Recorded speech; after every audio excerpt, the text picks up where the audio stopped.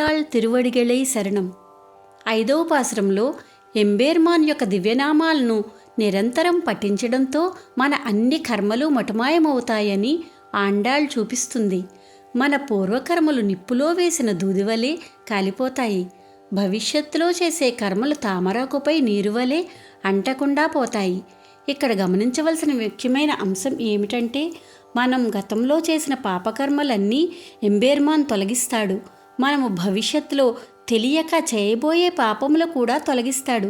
కానీ భవిష్యత్తులో తెలిసి చేసే పాపకర్మల ఫలితమును మాత్రము అనుభవించేలా చేస్తాడు. మాయనై మన్నువడ మధురమై తూయ పెరు నీర్ యముனை திரைவனை ஆயர்குலா தேனில் தோன்றுன்மணி விளக்கை தாயக்குடல் விளக்கம் செயல்த தாமோதரனை தூயமாய் வந்து நாம் தூமலர் தூவி தொழுது வாயினால் பாடி மனத்தினால் சிந்திக்க போய பிள்ளையும் போகதருவா நின்றவும் தீயனில் தூசாகும் செப்பேலோரம்பவாய்.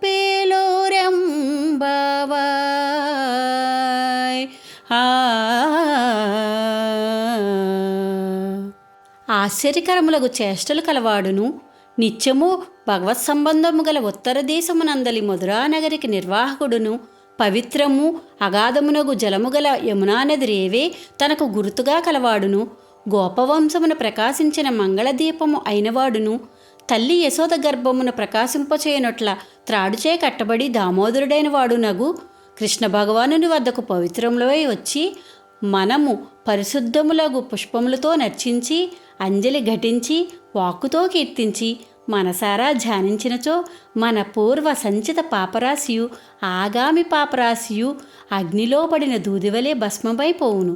కావున భగవాను నామములను పాడుడు. జై శ్రీమన్నారాయణ.